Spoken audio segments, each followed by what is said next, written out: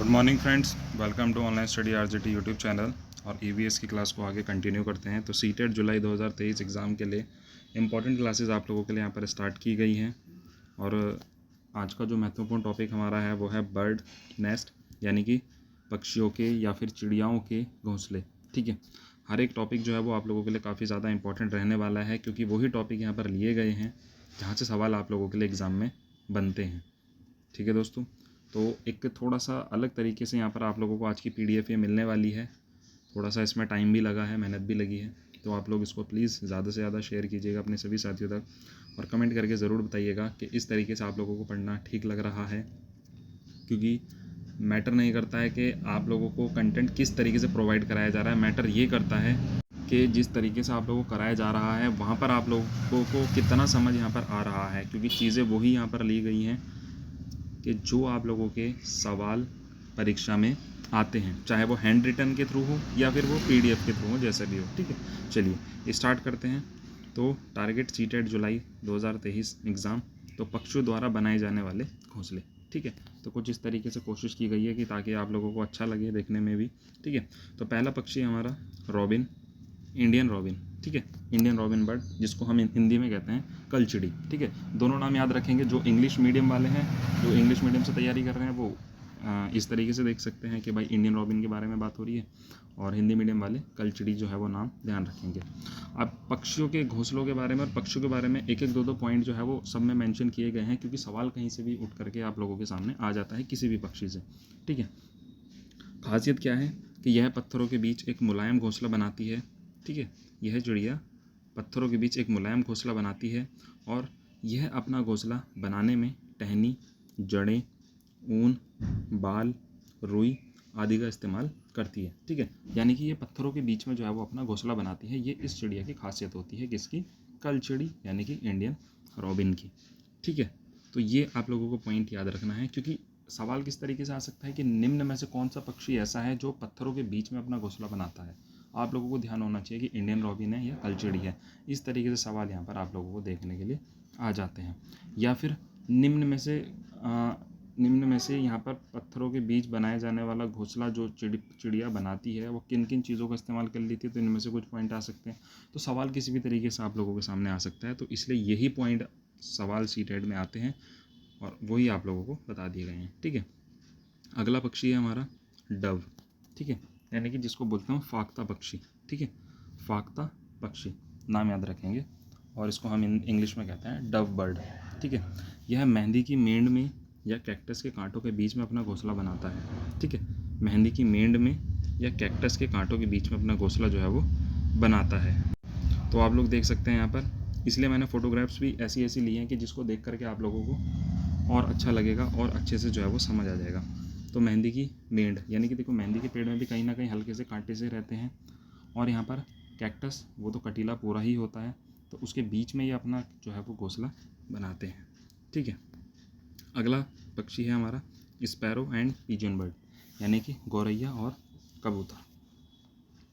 गौरैया को आप लोगों ने देखा होगा, बड़ा सुंदर सा पक्षी है, आसपास आप लोगों को दिखाई देता है। जबकि अब कुछ ये कहते हैं कि गौरैया धीरे धीरे लुप्त होते जा रहे हैं, संख्या बहुत कम होती जा रही है। ठीक है, और कबूतर को तो आप सभी लोग देखते हैं। ठीक है, कबूतर भी देखो आपको जैसे पिक्चर में दिख रहा है, इसको जंगली कबूतर कह देते हैं, हमारी साइड की जंगली कबूतर है ये। और जो पालतू कबूतर होते हैं वो कैसे होते हैं? वाइट से होते हैं। ठीक है, तो गौरैया की बात करें तो गौरैया आमतौर पर घर के आसपास घोंसला बनाती है। ठीक है, कहाँ पर? घरों के आसपास जो है वो घोंसला अपना बनाती है। और कबूतरों की बात करें तो कबूतरों को जो है वो खंडरों में, या जो घर काफ़ी समय से बंद हैं, या फिर इन्हें कुछ ऐसी जगह मिल जाए तो ये वहाँ पे अपना घोंसला जो है वो बना लेते हैं। कहीं छज्जा मिल जाए कोई छोटा सा, ऐसा ज़रूरी भी नहीं है कि खंडरों में ही बनाते हैं। आप लोगों ने देखा होगा गाँव में या शहरों में भी बहुत सी जगह ये अपनी जगह ऐसी ढूंढ लेते हैं जहाँ पर कोई छज्जा निकला हुआ होता है, या कोई खिड़की नहीं इतनी चौड़ी मिल जाती है ऊपर की साइड, तो ये वहाँ पर अपना घोंसला बनाना जो है वो शुरू कर देते हैं। ठीक है, तो ये बात आप लोगों को यहाँ से ध्यान रखनी है। हालांकि सवाल ज़्यादातर ऐसे देखने को मिला नहीं है इनसे अभी तक। ये अगला जो बर्ड है आप लोगों का टेलर बर्ड, यहाँ से सवाल आता है। पिछले जो अभी सीटेट हुआ था उसमें यहाँ से सवाल आया था, और जब मैंने भी एग्ज़ाम दिया था तो मुझे भी इसमें से सवाल देखने को मिला था। ठीक है, तो टेलर बर्ड जिसको हम बोलते हैं दर्जिन चिड़िया। ठीक है, यह चिड़िया अपनी, एक मिनट, इसमें कुछ लिखने में, तो यहाँ पर ये लिखने में मिस्टेक हुई है थोड़ी सी। ये है आपका नोकीली चोंच, ठीक है। यह चिड़िया अपनी नोकीली चोंच से पत्तों में छेद करके उसको सिलकर अपना घोंसला बना लेती है, ठीक है। यह चिड़िया अपनी नोकीली चोंच से पत्तों में छेद कर कर और उसको सिलकर अपना घोंसला बना लेती है। आप लोगों को जैसे दिखाई दे रहा होगा पीडीएफ में कि देखिए किस प्रकार से इसने जो है वो देखिए सिला हुआ है, और उस तरीके उसके बाद जो है वो ये अपना घोंसला बना लेती है। अब सवाल इसमें मेरे वाले पेपर में यह आया था, निम्न में से कौन सा पक्षी जो है वो अपने घोंसले को सिलकर बनाता है? तो पता होना चाहिए दर्जिन चिड़िया। और दूसरी बात, आप लोगों को नाम से ही आइडिया लग जाएगा भाई, दर्जी, दर्जी से आप कंपेयर करो इसको कि दर्जी कौन होता है? जो सिलाई करता है, और दर्जन चिड़िया वो भी सिलाई कर रही है, ठीक है। तो यहाँ से आप लोग आइडिया ये लगा सकते हो। अगला क्वेश्चन है पर्पल सनबर्ड, जिसको हम कहते हैं शकरखोरा, ठीक है। क्या कहते हैं? शकरखोरा, पर्पल सनबर्ड। यह पक्षी पेड़ या झाड़ियों पर लटकता घोंसला बनाते हैं। इसमें रुई, कपड़े, चीथड़े, पत्ते होते हैं, ठीक है। ये बर्ड आप लोगों को अपने आपके आसपास जो गांव से बिलोंग करते होंगे उनको तो बहुत ज़्यादा देखने को मिलती होंगी ये चिड़िया, क्योंकि हमारे आसपास भी ये है। तो ये क्या करती हैं, ये किसी भी जगह पर, ऐसी जगह पर टंगा हुआ घोंसला अपना बना देती हैं, ठीक है। हालांकि जब मैंने इस अभी देखा था, मैंने इसको 10-15 दिन पहले एक मैं घर पे गया था, तो वहाँ पर इन्होंने अपना एक तार थी और उस वायर पे इन्होंने अपना लटकता हुआ घोंसला जो है वो इस तरीके से बनाया था, और यहाँ ऊपर एक छेद था जिसमें से इसके अंदर 2 बच्चे जो है वो रखे हुए थे, ठीक है। और बहुत छोटा सा और बहुत सुंदर सा पक्षी होता है और बहुत तेज़ आवाज़ करता है, ठीक है। यह पक्षी पेड़ या झाड़ियों पर लटकता घोंसला बनाते हैं और इसमें रुई, कपड़े, चीथड़े, पत्ते होते हैं, ठीक है। कौन? Purple sunbird. तो इसको आप लोग याद रखेंगे, ठीक है दोस्तों। और ऑनलाइन स्टडी आरजेटी चैनल का इंस्टाग्राम पेज या फिर इंस्टाग्राम अकाउंट जो है वो स्टार्ट हो गया है, आप लोग उसको भी जा करके फॉलो कर लीजिए और चैनल को भी यहाँ पर सब्सक्राइब कर लीजिए, जो भी पहली बार साथी चैनल पर जुड़ा है तो, ठीक है। नेक्स्ट है वीवर बर्ड, यानी कि वीवर पक्षी, ठीक है। तो वीवर पक्षी, नर पक्षी घोंसला बनाता है और मादा उसी नर को चुनती है जिसका घोंसला सबसे अच्छा होता है। अब देखिए इसमें क्या खासियत होती है, देखिए नर और मादा की बात यहाँ पर हो रही है, ये नार लिखा गया है, मिस्टेक है क्योंकि टाइपिंग में देखिए मिस्टेक हो ही जाती है, तो ये नर है, थोड़ा सा कॉमन सेंस भी लगाइएगा अपना, ठीक है। तो इसमें क्या होता है कि जो नर पक्षी होता है वो घोंसला बनाता है, जो पक्षी सबसे सुंदर घोंसला अपना बनाता है, जो नर पक्षी सबसे सुंदर घोंसला बनाता है, मादा पक्षी क्या करती है, उसी नर के साथ रहती है या उसी नर को चुनती है जिसका उस घोंसला सबसे ज़्यादा सुंदर होता है, क्योंकि मादा चिड़िया जो है वो बहुत ज़्यादा चालाक होती है, आप लोग देख ही रहे हो। वो देखती है कि भाई जिसका घर बहुत अच्छा है, बढ़िया है, उसी के साथ उसको रहना है। तो यहाँ पर इस तरीके से जो है वो वीवर पक्षी रहता है, ठीक है। ये भी अपना घोंसला आप लोग देख सकते हो कि लटका हुआ घोंसला ये बनाते हैं, टहनियों पर ही इनके भी घोंसले लटके हुए होते हैं, ठीक है। चलिए नेक्स्ट देखते हैं यहाँ पर हिरन बर्ड, यानी कि बगुला पक्षी। इसको तो आप लोग सभी जानते होंगे, ये तो हर जगह पाया जाता है आप लोगों का, ठीक है।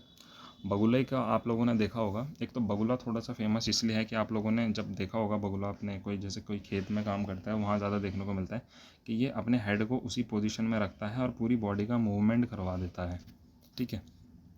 बहुत ज़्यादा फोकस रहता है, बहुत ज़्यादा फोकस रखता है ये अपने टारगेट पर। और क्या खाता है ये? कीट खाता है, कीड़े मकोड़े खाता है, ठीक है। तो बगुला जो है वो कीड़े मकोड़े खाता है, ठीक है। और जैसे कि आपने देखा होगा जो गांव से बिलोंग करते होंगे, तो अब जैसे खेती में पानी लगता है या कुछ काम चल रहा होता है तो बगुले वहाँ पर आके बैठ जाते हैं, क्योंकि उन्हें पता है कि पानी लग रहा है तो कीड़े बाहर निकलेंगे ज़मीन से और वो इन्हें खाने को मिलेंगे। तो पूरी गैंग इनकी आ जाती है, 30, 40, 50 बगुले इकट्ठा एक खेत में आ जाएंगे और सारे कीड़े जो हैं वहाँ के चुग लेते हैं। ये इनकी खासियत है। दूसरा, बगुला क्या करता है, भैंसों पर, गायों पर, बैल या जो जानवर होते हैं इन पर बैठकर भी अपना भोजन प्राप्त करते हैं। कैसे? ये गाय भैंसों पर बैठकर इनके जो उनके ऊपर जो पैरासाइट्स बोलते हैं शायद उनको ना, पैरासाइट्स जो होते हैं वे जो अपना भोजन, पैरासाइट्स वो होते हैं जो अपना भोजन किसी दूसरे से प्राप्त कर रहे होते हैं, ठीक है। इनकी पैरासाइट्स वो जैसे वो चीचड़ी वगैरह ये कुछ ऐसे कुछ कीड़े रहते हैं जो गाय भैंसों पर इन पर लगते हैं और इनका खून चूसते हैं। तो ये क्या करता है बगुला, उन पर बैठकर और उनको चुगना शुरू कर देता है, मक्खियाँ तक चुग लेता है ये, उसको भी खा लेता है। उससे उन्हें गाय भैंसों को भी आनंद आता है कि उनकी सफाई हो रही है शरीर की और इसको इसका भोजन प्राप्त होता है, ठीक है। और ये अन्य जानवरों के ऊपर भी बैठकर उनकी कीट जो है वो खाता है, ठीक है। तो ये खासियत है बगुले की, हिरन बर्ड की, ठीक है। नेक्स्ट देखते हैं वुड पैकर बर्ड, ठीक है, इसको बोलते हैं हम कटफोड़वा। तो आप लोगों को इमेज में दिखाई दे रहा होगा, इसलिए मैंने बहुत ज़्यादा मेहनत से रात ही बैठ करके सारी पीडीएफ्स बनाई हैं कि ताकि आप लोगों को बहुत अच्छे से समझ आए और अच्छे से मैं आप लोगों को समझा पाऊँ और आप लोगों को हर एक पक्षी के बारे में दिखा भी सकूँ कि कौन पक्षी कैसा होता है। ठीक है, तो वुड पैकर के बारे में देखेंगे, जिसको हम कठफोड़वा कहते हैं। तो यह पेड़ के तने में छिपे कीड़ों को ढूंढकर खाता है और यह पेड़ के तने में गहरा छेद बनाकर और उसमें अपना अंडा देता है। ठीक है, देखा होगा वुड पैकर, और काफ़ी सारी जो वुडन एड्स आती हैं उसमें इसको दिखाया जाता है कि चिड़िया कोशिश कर रही है लकड़ी में छेद करने की, पर लकड़ी में छेद नहीं हो रहा, इतनी मजबूत लकड़ी है, वो अपने उसका प्रचार करते हैं।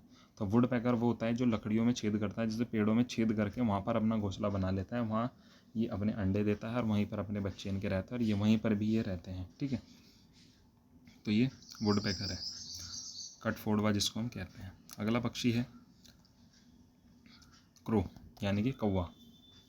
कौन नहीं जानता इसको, सब जानते हैं। चालाक पक्षी भी कह देते हैं कि बहुत चालाक होता है कौवा।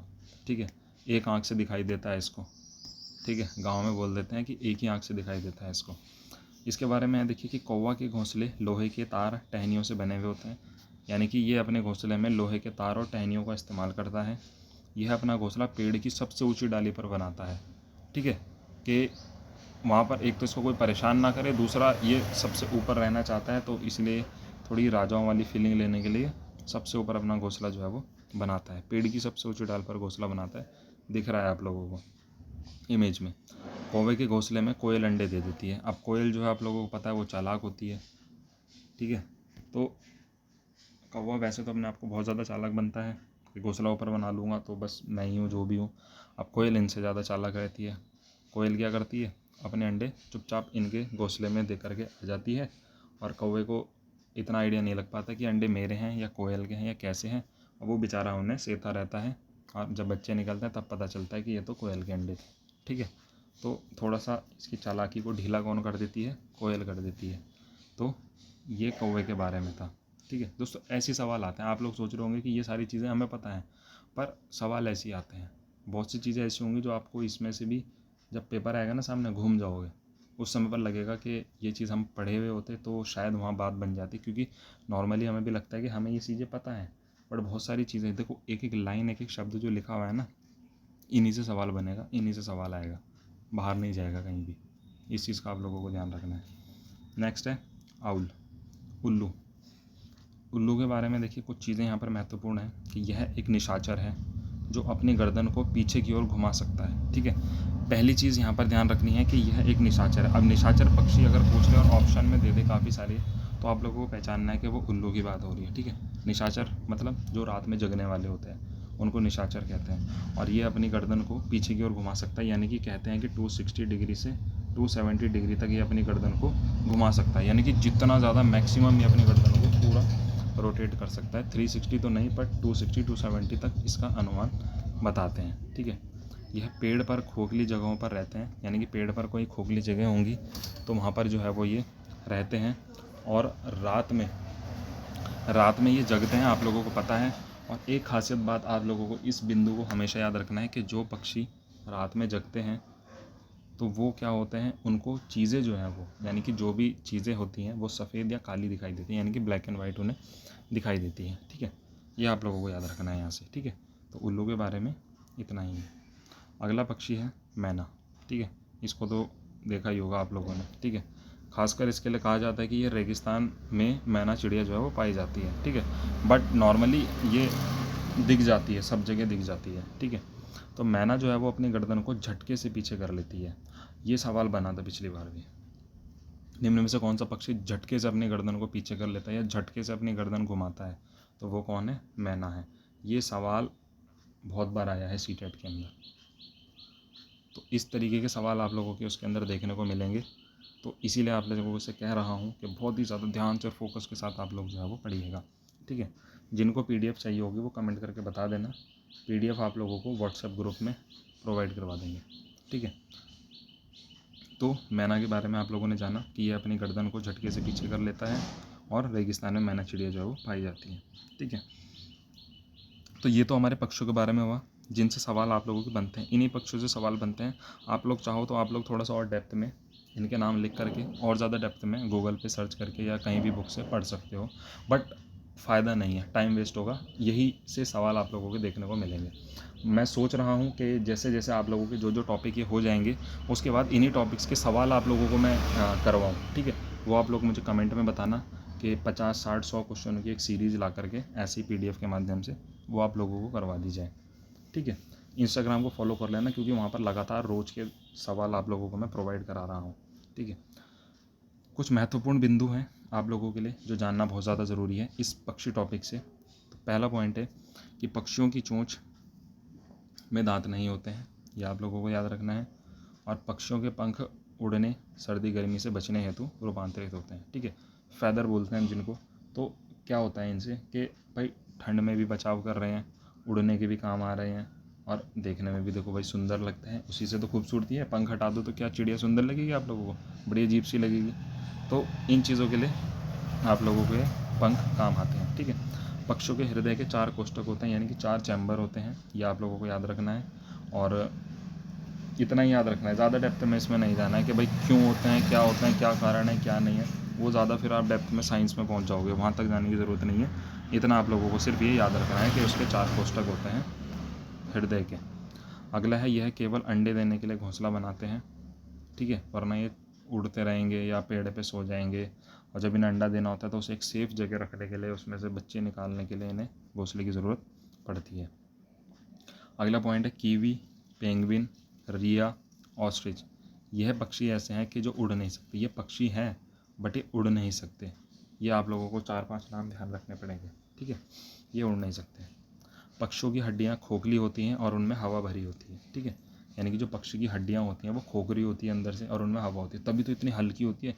इतना बड़ा बड़ा, इतने बड़े बड़े पक्षी होते हैं, जैसे गिद्ध होता है, चील होते हैं, इतने बड़े होते हैं ये कैसे उड़ रहे हैं भाई? कुछ वेट तो होगा इनमें। तो इनकी हड्डियाँ खोखली होती हैं, बहुत लाइट वेट होता है, इसलिए अपने आप को आसमान में काफ़ी समय तक उड़ा लेते हैं और उड़ भी पाते हैं, ठीक है। पक्षी एक ही समय में 2 आँखों से 2 अलग अलग चीज़ों को देख सकता है, ठीक है।